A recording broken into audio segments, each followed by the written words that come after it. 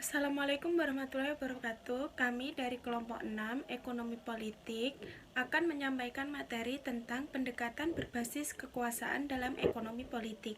Sebelumnya, saya Twin Matsni NIM 191 akan menjelaskan deskripsinya terlebih dahulu. Interaksi antara kekuasaan dengan fenomena ekonomi dapat menjadi fokus dalam ekonomi politik. Namun, hambatan-hambatan yang mempersulit pembukaan kerangka ekonomi politik dengan berdasarkan pada kekuasaan juga tidak sedikit. Hambatan-hambatan ini terutama sangat menyulitkan ketika ekonomi dipandang sebagai perilaku pasar. Dalam beberapa tahun terakhir, istilah ekonomi politik digunakan oleh beberapa pemikir untuk menyebut hubungan antara pasar dengan kekuasaan. Misalnya, Robert Cohen mengatakan bahwa ketika dalam sebuah perekonomian, pelaku yang satu menerapkan kekuasaan pada pelaku yang lain, maka perekonomian itu bersifat politis. Kemudian yang kedua, bagian ke B, beberapa penafsiran tentang kekuasaan. Kekuasaan merupakan kemampuan kita untuk mencapai tujuan kita di dunia ini. Kekuasaan merupakan bentuk pengungkapan ide bahwa agar kita bisa mencapai tujuan kita, maka kita harus melakukan sesuatu untuk mempengaruhi dan mengubah dunia sekitar kita. Secara singkatnya, dapat dikatakan bahwa ada 3 jenis kekuasaan, yaitu yang pertama, kekuasaan untuk mencapai tujuan dengan mengalahkan alam. Kita dapat dikatakan memiliki kekuasaan terhadap alam kalau kita dapat mencapai tujuan kita biarpun ada hambatan dari alam seperti misalnya membajak tanah atau membongkar dan menurunkan isi dari sebuah truk. Kemudian yang kedua, kekuasaan terhadap orang lain. Kita dapat menguasai orang lain dengan cara mengubah insentif yang diterima orang agar menjadi positif bagi orang itu atau yang disebut sebagai dorongan, atau mengubah insentif yang diterima orang lain agar menjadi negatif yang biasanya disebut sebagai koersi atau kekuasaan. Kemudian yang ketiga yaitu kekuasaan bersama orang lain. Individu tidak selalu bisa mencapai tujuannya dalam harus berusaha sendirian. Sehingga agar tujuan itu bisa tercapai, ia harus bekerja sama dengan orang lain. Kerjasama ini bersifat sementara atau ad hoc, tapi dapat juga diperlakukan adanya institusi. Sekian penjelasan dari saya, akan dilanjutkan oleh teman saya. Lutfi Ainun Afifi, NIM 193 akan melanjutkan materi bagian C, yaitu beberapa penafsiran tentang kepentingan. Dalam pandangan para ekonom, kepentingan secara otomatis akan diterjemahkan menjadi pilihan, dan pilihan secara otomatis berubah menjadi keputusan tentang mana dari alternatif-alternatif yang tersedia akan diambil. Konsep kepentingan langsung ini cocok untuk konsep kekuasaan yang sederhana. Keberhasilan dalam mencapai apa yang kita anggap sebagai kepentingan kita mengindikasikan bahwa kita memiliki kekuasaan. Sehingga semakin besar kekuasaan kita, maka semakin mudah kita dapat mencapai tujuan-tujuan itu.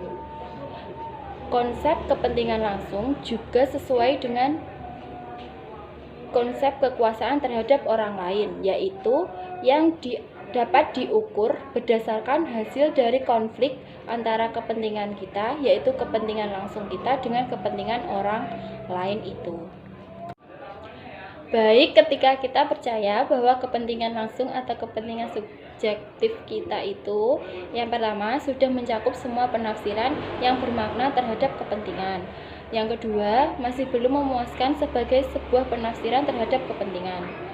Konsep kedua dari kepentingan adalah sebuah penafsiran yang akan sulit sekali untuk bisa diterima para penganut behaviorisme atau utilitarianisme, yaitu kepentingan yang disebut sebagai kepentingan real atau kepentingan objektif.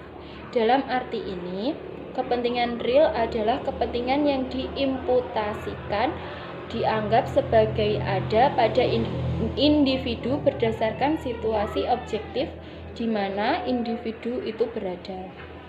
Kalau kita dapat sepakat bahwa kepentingan real ini yang pertama benar-benar ada, yang kedua berbeda dari kepentingan langsung atau kepentingan subjektif, dan yang ketiga tidak bisa dipenuhi oleh tatanan sosial yang menciptakan kepentingan real itu sendiri. Yang bagian D, kekuasaan dan perekonomian pasar. Salah satu manfaat besar yang diyakini dapat diberikan oleh perekonomian pasar kapitalistik adalah kemampuannya untuk menumbuhkan kekayaan masyarakat. Ketika kekayaan masyarakat bertumbuh, maka akan semakin besar pula kemampuan dari masyarakat itu untuk memenuhi kebutuhan-kebutuhan dari para individu di dalamnya. Peningkatan pada kekayaan masyarakat akan berarti peningkatan pada kekuasaan yang didapatkan oleh paling tidak sebagai kalangan tertentu dalam masyarakat. Kekayaan adalah ukuran dari beberapa banyak kekuasaan yang dimiliki, yaitu semakin kaya seseorang, maka semakin besar kekuasaannya. Peningkatan secara umum pada kekayaan masyarakat membesarkan kekuasaan dari beberapa orang dalam masyarakat untuk mencapai tujuan-tujuan mereka. Kekayaan berarti kekuasaan untuk melakukan sesuatu. Selanjutnya akan dilanjutkan oleh teman saya. Poin E yaitu kekuatan pasar dari perusahaan. Perusahaan-perusahaan besar dalam industri yang terkonsentrasi akan memiliki potensi kekuasaan yang lebih besar. Potensi kekuasaan atau potential power merujuk pada sumber daya dan sarana pengaruh yang masih belum dimanfaatkan, atau dengan kata lain belum pernah dipakai sama sekali. Kita dapat mengatakan bahwa sumber daya ini adalah potensial kekuasaan karena keberadaan sumber daya ini di tangan seorang pelaku akan mengaplikasikan adanya kemampuan, yaitu kemampuan yang asimetris atau tidak seimbang jika dibandingkan dengan pelaku-pelaku pasar lainnya untuk menimbulkan kerugian bagi orang lain. Untuk memahami hubungan antara konsentrasi ekonomi dengan kekuasaan, kita dapat menganalisis kemungkinan untuk melaksanakan kekuasaan di dalam pasar dengan persaingan sempurna. Pasar yang persaingannya sempurna akan memiliki banyak produsen, konsumen, dan pekerja. Poin F yaitu kontrak antar pekerja dengan kapitalis.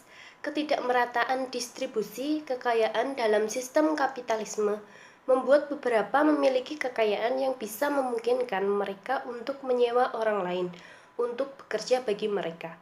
Sementara orang lainnya harus menjual tenaga kerjanya agar bisa mendapatkan sarana untuk memenuhi kebutuhan mereka. Kondisi ini dapat dipahami dengan dua cara yang berbeda, yaitu yang pertama, kita dapat memandang penjualan dan pembeli tenaga kerja, yaitu kontrak upah sebagai sebuah pertukaran. Yang kedua yaitu hubungan antara kapitalis dengan kapital yang ia miliki adalah lebih longgar daripada hubungan antara pekerja dengan tenaga yang ia miliki.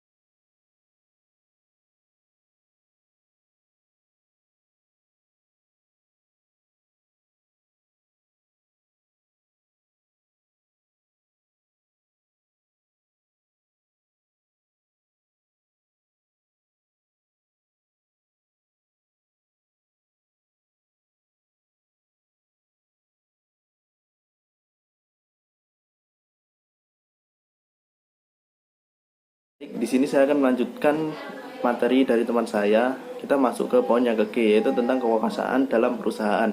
Perusahaan-perusahaan besar dalam industri yang terkonsentrasi akan memiliki potensi kekuasaan yang lebih besar. Potensi kekuasaan merujuk pada sumber daya dan sarana pengaruh yang masih belum dimanfaatkan, atau dengan kata lain, belum pernah dipakai sama sekali.